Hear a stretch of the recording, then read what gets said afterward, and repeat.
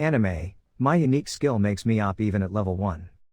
Continuing to episode 2, Ryota is confused by a girl dressed as a rabbit who suddenly comes to his house without any clear reason, only stating that she hates low-level individuals, which includes Ryota, who is stuck at level 1. He wonders if the rabbit girl has been in the world he currently resides in for a long time, but it seems that she might belong to a rare species, given that most inhabitants are humans. The rabbit girl attempts to attack Ryota, but he doesn't feel any pain or injury due to his S-rank HP level. She finds it hard to believe that someone the size of a human can withstand her attacks and gives an example by attacking a random adventurer until they bleed from her assault. While diverting the rabbit girl's attention, Ryota asks her the reason for coming there. The rabbit girl is curious about the large carrots Ryota obtained and how he managed to gather so many in an instant. She becomes even more interested when she sees a uniform pile of carrots on the dining table and Emily holding one of them. Initially, Ryota planned to stop the rabbit girl from eating the carrots, but he changes his mind as Emily invites her to dine together at their home. Emily plans to prepare a dish using the carrots she obtained. She peels the carrots and slices them thinly like noodles before boiling them. The sauce will be made from carrot leaves and peels, and she will mix it with the boiled carrot noodles to create a 3-color carrot dish with carrot sauce. As a side dish, they will have miso soup with bean sprouts and carrots. The rabbit girl seems extremely impatient to taste the meal, and finally, they all sit together at the dining table to eat. While trying Emily's homemade soup, the rabbit girl shows great delight in the taste and praises it as if it's divine. Ryota also understands the rabbit girl's feelings as he too enjoys Emily's delicious cooking. After finishing the dinner, the rabbit girl suddenly leaves without saying where she's heading. Emily and Ryota are puzzled by her behavior and haven't had a chance to ask for her name. Despite that, Emily feels grateful for meeting Ryota, as she enjoyed the shared meal. For a long time, Emily had been used to eating alone in the dungeon, and Ryota also relates to the feeling as he used to dine alone in his previous world after coming back from work and always felt lonely. In the morning, Ryota returned to the Nihonium dungeon, hoping to find something new, whether it be weapons or anything else he could acquire on his own. When he encountered a zombie monster, he tried to fight it with a sharp bamboo weapon he had been using until then. However, the zombie proved to be slightly stronger and managed to withstand Ryota's attacks. Suddenly, the bamboo weapon broke under the force of the powerful zombie. As the zombie's attacks had no effect on Ryota, he decided to fight the monster barehanded. Eventually, he defeated the zombie and obtained an item drop called Attack Up on the 2nd floor of Nihonium. After picking up the item, the rabbit girl suddenly appeared before Ryota, begging him to find some carrots for her. She threatened Ryota that she would kill him if he didn't find the carrots. Ryota agreed to help find the carrots but asked the rabbit girl to wait for him at the Swallow's Nest Adventurers Guild until he finished his business on the 2nd floor of Nihonium. After searching for carrots to sell, Ryota arrived at the Swallow's Nest Adventurers Guild to meet the rabbit girl and give her the carrots. Other adventurers warned Ryota about dealing with her, stating that she was very dangerous. Erza, who came because of the commotion centered around Ryota, was surprised to see the rabbit girl at the guild.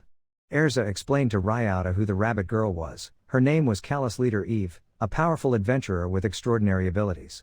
She was known for her Excalibur technique, capable of splitting rocks into two, and had earned a reputation as a carrot expert in Sekro and the surrounding dungeon town. There were certain carrot levels that only she could obtain.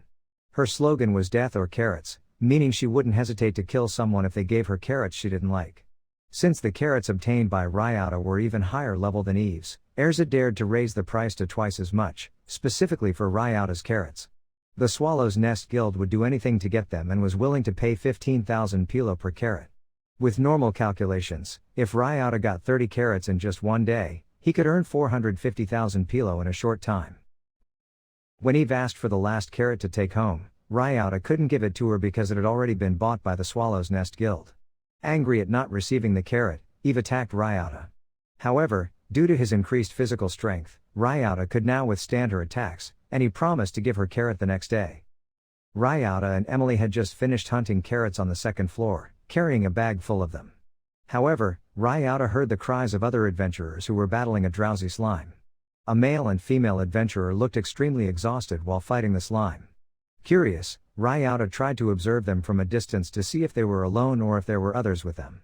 As he heard the voice of an elderly person, it turned out to be a senior adventurer guiding the two exhausted adventurers mercilessly.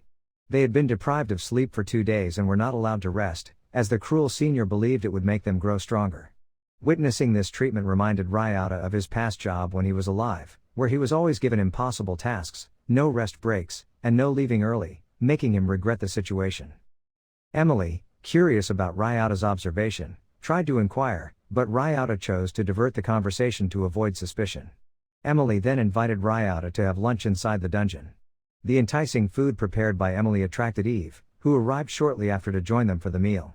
Emily had prepared extra food so that Eve could also partake, and she had even made a carrot pudding that excited Eve greatly. Ryata tasted the food, which seemed to be a new creation by Emily, and found it to be delicious, perfectly suited to his taste. Feeling peaceful and relaxed while enjoying their meal together, they were unexpectedly approached by the elderly adventurer and his two disciples. The senior adventurer believed that Ryata was a bad example for other adventurers, as he thought that lazy adventurers couldn't obtain high-quality item drops. Eve found all the senior's words meaningless and immediately gave a halved carrot to the exhausted disciples to eat. The disciples were thrilled by the taste of the raw carrot. The senior adventurer couldn't accept this and wanted to attack, but Eve deliberately held him by the neck, warning him that if he continued mocking Ryata, it would be his life at risk. They eventually left after being threatened by Eve, and Ryata expressed his gratitude for being saved. Eve returned to enjoying the delicious carrots given by Ryata. Emily was happy to see them enjoying the meal together. Ryata returned to Sekro to sell the carrots with Emily at the Swallow's Nest Adventurers Guild. Erza, who was counting Ryata's carrots, was pleased to see such high-quality produce. However, due to the increasing demand in the market, Erza suggested buying a magic cart to carry more drop items than Emily's backpack could handle. Finding the advice sensible, Ryata followed Erza's recommendation and went to the magic cart shop. Upon arrival, the shop owner suggested a modified magic cart, knowing Ryata's nature of coming to the dungeon for money-making purposes. The price of the cart was 10 million pilo, which Ryata found difficult to afford. He considered saving up to purchase it in the near future. As he was about to head back home, Sekro was suddenly attacked by wild gorilla-like monsters that entered the city. Many adventurers hesitated to fight since there were no drop items to be gained, deeming it not worth the effort. Thus, most chose to flee rather than engage in a battle without any rewards. Erza, who fell after running away, was nearly killed by the gorilla, but Ryata managed to hold off the monster's attack and immobilize it. Eve and her companions, who had arrived to face the gorilla, also struggled due to the vast difference in strength. However, Ryata couldn't bear to see Sekro destroyed and decided to fight the gorilla, with Emily providing support.